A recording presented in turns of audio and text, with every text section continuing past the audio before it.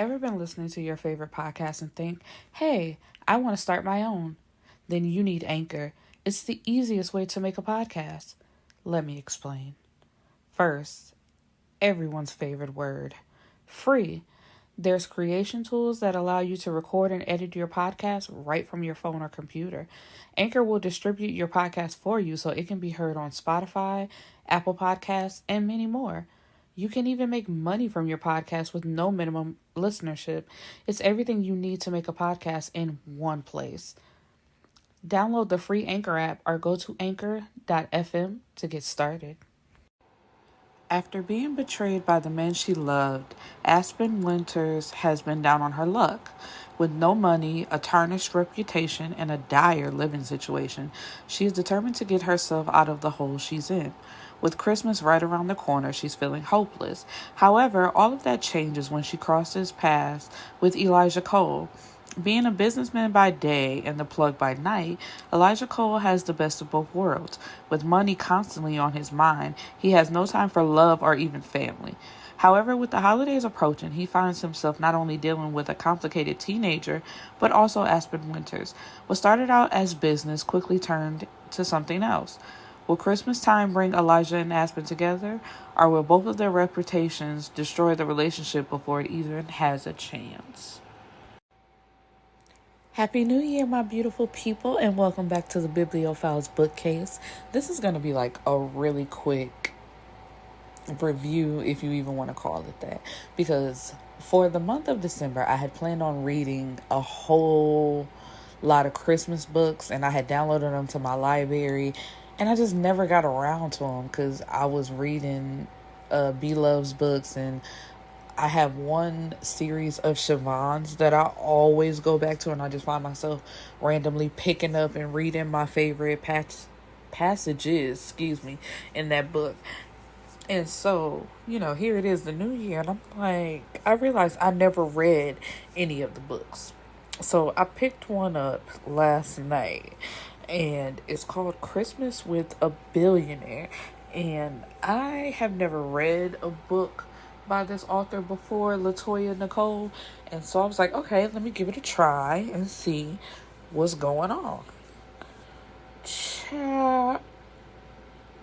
This book is a mess. Kind of in a good way, and then kind of in I could have did without it. And the thing is, okay, her name is Aspen Winters, which I thought was cute. Of course, it fits in with the Christmas theme. She's a designer, an interior designer, but her thing is, like, with clients, she steals something out of their homes, which was crazy to me, because I'm like, she's walking around with this woman going over her house, and she's stealing her silver and putting it in her purse, and she's doing that for her boyfriend. Like, every quote-unquote rich person that she goes to see, she always takes something out of their house and bring it back to her boyfriend, and he'll sell it and get some money for it, or she'll give him money herself. Basically, like, she has a live-in boyfriend because he ain't got no job, he ain't doing nothing. So when she goes home with the silverware, he's like, what am I supposed to do with this? This ain't no money. And she tells him, it's out of this person's house. I know it's worth something. And so she gets a call back from the lady, and she's like, oh yeah, when do you want me to start? And the lady is like, I don't. Like, I know that you stole from me. And I'm trying to figure out how she been getting away with it as long as she has, because it's like, these are rich people. These people keep cameras up everywhere. And the lady told her, like, you're done in this industry. Your reputation is ruined, which it was, because after that lady told any and everybody that she could. And rich people, powerful people, they got long reach. So she was done after that. And this lady took out a second mortgage on her house to give him some money, which I'm trying to figure out, girl, how did he convince you to do that? But I don't know. I ain't never been in love. Like, I love my family, but that's not a romantic type of love. I ain't never been in love how people be doing this crazy, stupid shit and claiming that it was love. So I'm like, girl, anyway. So now, And then she also finds out that he was laid up with somebody else. Like, her friend tells her, I seen him going to this house with this girl. So she pulls up to that same house, and her friend pull out a baseball bat, and they rush into the house, and he laid up on the couch with a pregnant girl. Now, come to find out, the pregnant girl is like his girlfriend, and he was playing her all along. It's like, every time I asked you for some money or I asked you to do something, you did it, so why not keep going to see how much I can get out of you? And so he just took that money and paid off some debts, and had no plans of paying her back or anything like that. It's just like, girl, you was a dummy, so I took you for a ride. Now, she did beat him with a baseball bat, and it's like, cool, that made you feel better for like a hot second, but you still, basically, like, you ruined your own life. And that's the one thing. It's like, yeah, that nigga wasn't shit. Yeah, he was trifling for what he did. But girl, you did that to yourself. You really took your money and just gave it to him. Like, he wasn't doing nothing for you. You weren't getting nothing back but probably some sex. But you claim that was love. Like, he wasn't doing anything for you. So now she's homeless, trying to figure out what she's going to do. Then we're introduced to Elijah Cole, which of course his last name being Cole because he's like Scrooge. He don't do nothing for the holidays. He ain't got no family, and he's the plug by night, or an assassin, if you want to call him that. And so he gets home one night, like after doing a job, to find his daughter in his house, and she tells him that her mom went on a vacation with her boyfriend and said she can't be tired with a kid, so she has to stay with him. But the thing is, while she's there, like, she keeps saying little smart shit like, ooh, don't shoot me, because she knows what he does for a living. And she's like, then she tells him that he has to decorate her room because it has to look like a girl lives there. So I'm guessing, like, the room that she stays in, like, ain't nothing in there. And I understood his frustration because the way she was talking, it's like, nah, I understand you upset, little sis, but you about 5 seconds from getting your ass whooped. And her thing, she's just like, oh, are you gonna shoot me? Are you gonna kill me? You know you're a murderer. You know you're... It's like, okay, so if I'm that damn bad, what are you doing here? But he calls around and can't get anybody to, decorate the bedroom and, like, make it look like it's Christmas time around. No, that came later. Until he gets in touch with Aspen. And so, of course, she agrees to do the job. And he gives her a check and is like, what time can you be here? What time can you get started? And that's when she lets him know that she doesn't have a car. And, of course, with him being a billionaire with a lot of money, he stays very far from wherever she's living. And he just looks at her like he's so frustrated. Like, girl, why would you agree to do a job and you ain't got no car to get back and forth? And when he gave her a check for $20,000 to do the job, and he's like, you can cash it at my bank, because she said it would have to clear at her bank, and it would take some time. And he's like, well, go to my bank, they'll cash it immediately. And she's like, you don't understand, I can't walk around with that type of cash on me where I'm staying at. And so he's like, okay, whatever.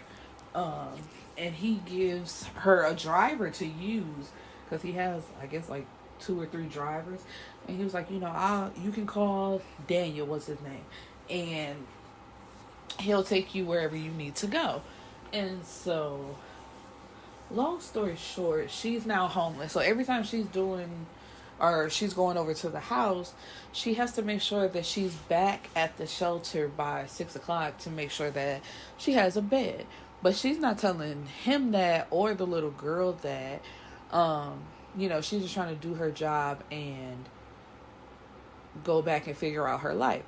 But the thing is, she's getting closer to the little girl because she's telling her, you really need to talk to your dad instead of putting up this wall between y'all, because he's not going to understand if you don't say anything and you're just being, combative all the time and rude. And she tells Aspen, but Elijah is standing right at the door listening, that her mom's new boyfriend puts his hands on her, like he hits her. So Elijah rushes in like, he what? Okay, cool. I need you to stay here for the night, talking to Aspen. And she's like, well, I need you to stay here. And she's like, well, what time are you going to be back? Because, I got to go. And he's like, well, you can stay here for the night. Don't worry about it. And we'll figure it out later. So he goes to the baby mama's house, and she opens the door with a messed up face and a closed eye, a black eye. And he's like, where to do that? And the mama gonna say that he don't even really be hitting the daughter that hard. She just exaggerating, and he only do it because he drunk. Like making all these excuses. He's like, I really don't want to hear that.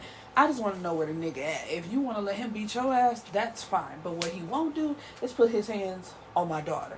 So, and he tells her, give me that nigga address, or I'm going to go back on my promise, because the daughter made him promise not to hit the mom or do anything to her. She like, let her live. I know it's messed up that she allowed it, but that's still my mom. So he like, okay, cool, whatever. So after he gets the address, of course he goes and finds the guy and kills him, because you're not finna be whooping on his daughter. So when they get back, they have a little moment. Aspen is bringing Christmas cheer into the house. So, they're having hot chocolate. They had a snowball fight outside, and everything is cool. And then she has sex with Elijah. Like, she's drunk and has sex with Elijah. And one thing about it, I don't like her friend, because her friend, while talking to her, like, while she's homeless, I just feel like her friend could have did more to help her out, because it was a running joke of her telling Aspen to sleep with her daddy so she could have a place to stay. And it's like, bitch, I'm not sleeping with your old ass daddy to have a place. That's just trifling. And you as my friend, like, I don't see the joke in that when I'm trying to figure out my life, and my life is kind of hard right now. And I can get it, because somebody could also say, like, okay, just because that's her friend, she don't owe her a place to stay. And yeah, absolutely right. So it's like a double-edged sword, but it was just some bullshit. And then when her friend found out who she was working with, she's trying to get on, like, girl, either put me on or you better jump on him, and I'm coming to stay at the mansion, and I want to be with the billionaire, or you better hop on it, and whatever. It's like, girl, just because your ass a gold digger and trifling don't mean I got to be the same way. And so they have sex, and then she leaves the next day, like, immediately. Her job is over with. She's done decorating Eli's room, and she's put up the Christmas decorations. So yeah, so she's done. But Elijah wakes up upset somehow, which, I don't know, people and emotions, it's weird, because this is exactly what he wants. He don't have no girlfriend. He don't like people in his house. He don't want no relationship with no woman. So, and Aspen told him that, like, this is only for the night, and that's it. So when he wakes up, he expects to find her right next to him, and she's not. So he's mad about it, feeling like he got treated basically like a woman for the night. And that's so funny when men say that, like, basically I was treated like a hoe. And when they say hoe, they're referring to a woman who gets fucked and get left. So he's upset, and his only way of thinking is to call her to get her to do another job, so he can do the same thing to her, like have sex with her and tell her to get lost and block her number. So when he calls her, the job is to help him go Christmas shopping for Eli. And so she's like, sure, because money is money at the end of the day, because he tells her that he's going to pay her. And so as they're Christmas shopping, he's noticing the look on her face, like she's looking real upset, but she's not saying anything. So he takes her back to his house so they can unload all the stuff. And Eli is there. She gives Aspen a hug, like, I'm so happy to see you. I'm glad you're back. And begs her to stay for Christmas. Like, I want to have a real Christmas, so can you stay? And Aspen agrees. She's like, yeah, sure, whatever. And so she cooks dinner, and and I hate to even mention it, but it was just so gross, because they had like snuck away to the bathroom for him to eat her out, and she farts in this nigga's mouth, and it was just so disgusting. I was just like, girl, you really could have left this out, but whatever. And so the next morning, this is something I wanted to discuss real quick, because they have sex again that night, and in them having sex again, he came inside of her, and she's like, we need to go get a plan B, because it came out that she was homeless. She told them that the reason why she had to get back, because when Eli was asking her to stay, she's like, no, I gotta be somewhere around 6. And Elijah was realizing it was always the same time every day. And that's when she tells him that she stays in the shelter, so she has to make sure that she has a bed for the night. And so his plan was, he asked her to stay, and then he gave her a Tylenol, saying that it was excuse me, he gave her a Tylenol saying that it was a plan B. And I'm like, what? Tylenol and plan B don't even look the same. And don't ask me how I know, because no, I've never took one, but I know what they look like. So I'm just like, how did you convince her in the year of 2021 that a plan B was a Tylenol? And that was his plan. He's like, if I got to get her pregnant to get her to stay, that's what I'm going to do. And I'm like, what? Children don't make nobody stay nowhere. But anyway, and so her plan after talking to her best friend was, if he don't ask me to leave, then I'm not going to say nothing. And that was basically like their thing for a whole month, just going around each other. Her thinking one day he's going to say, yeah, I think it's about time for you to go. And him coming home one day to an empty house. But, she was cooking every day, cleaning every day, making sure everything was good. So it's just like, okay, cool. If the other person don't say nothing, it's all gravy. Until one day he says, you know what? I need to know what the fuck you gonna do. And, are you staying or are you going? And she's like, shit, I've been waiting for you to kick me out. And before he came, my bad, forgot a part. He came home first to have the conversation, like, we need to talk. And then he got a phone call. Somebody has shot up the school, and they thought it was like a student, a school shooter, but it was actually a teacher. Like, the teacher had enough of them badass kids and was just letting loose. So they text him to come to the school to see if he could identify his daughter's body. Luckily, she wasn't dead and she wasn't shot at, but everything was good. But no, when they got back home that night, that's when they had the conversation. And she had been on the phone earlier with her friend taking a pregnancy test, and they came back positive. And so she tells him that, like, I'm pregnant, but it's not to try to trap you or anything. So if you don't want to do this, I just wanted to let you know, basically. And he's like, shit, for a second I thought you couldn't get pregnant the way I was letting loose off in that thing. And it's just like, nigga, you are disgusting.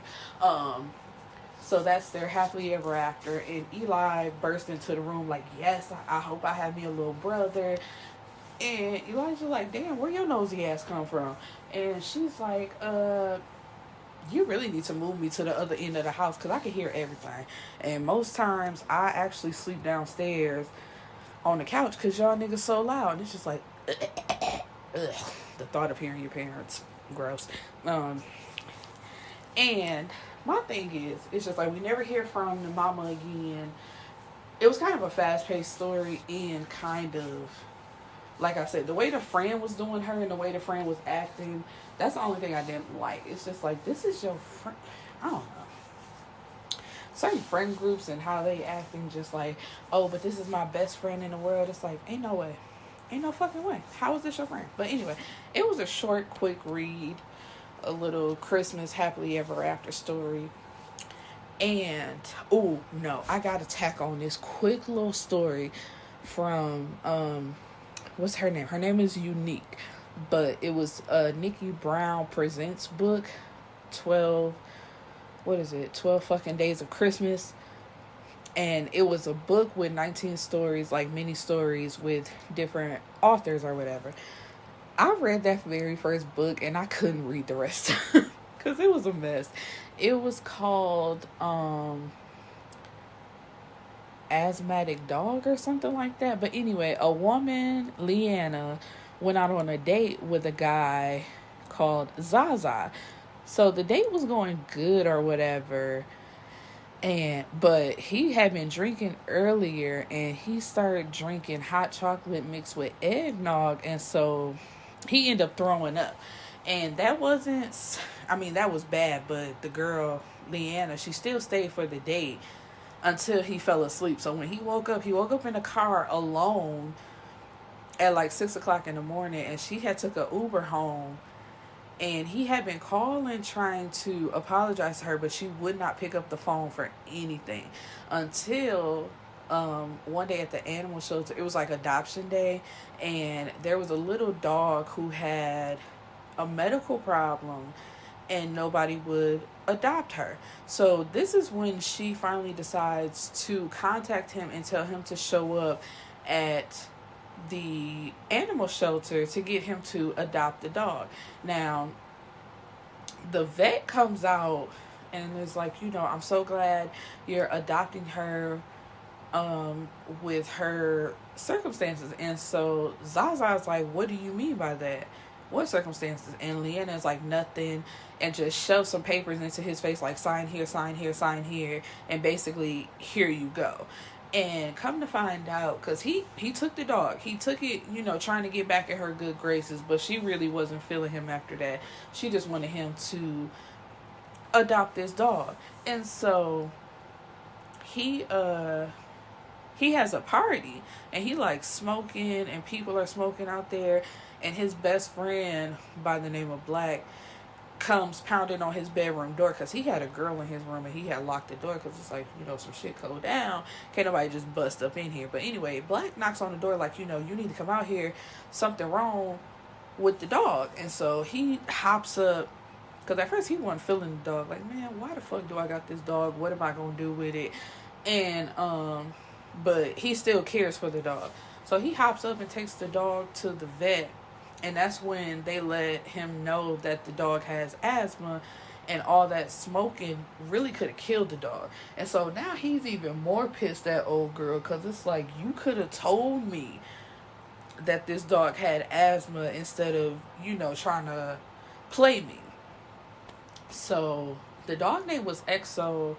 No, that was her nickname, but her quote unquote real name was Elixir.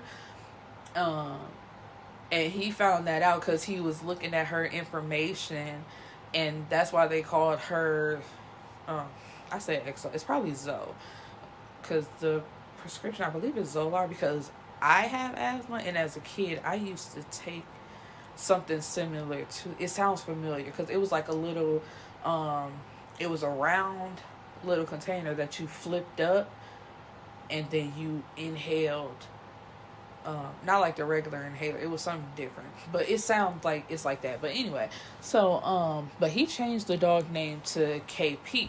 But the night where the dog was barely breathing and he thought the dog was going to die, he called Leanna like a whole bunch of times and she just would not answer the phone. So she shows up like 3 weeks later knocking at his door. And he's like, first of all, how the hell you know where I live and what do you want? And she telling him, I'm just coming to check on the dog. He's like, if you would have answered my phone calls, you would know how the dog was doing and you would know what's going on. And she was like, I was out of town. I didn't know anything, but now I'm back and now I just want to see if the dog's okay. But he won't even let her inside the apartment. He's like, no, me and KP good. And she's like, KP, you changed the dog name? And he's like, yeah, after I found out what you named the dog after, like, I gave her a real name, and me and her good. She's doing good, bye. And she's like, will you please be an adult? He's like, are you really want to talk about being an adult? Like, girl, you ghosted me and you had me adopt this dog under bullshit circumstances. So no, thank you, goodbye. And I was and that's the way the story ends. And he turns and looks at the dog like, it's just you and me, KP. That's it. Man, I hollered by the time I was done with that book. I said, you know what? Yeah, I'm kind of glad I didn't read these Christmas stories because these people is tripping.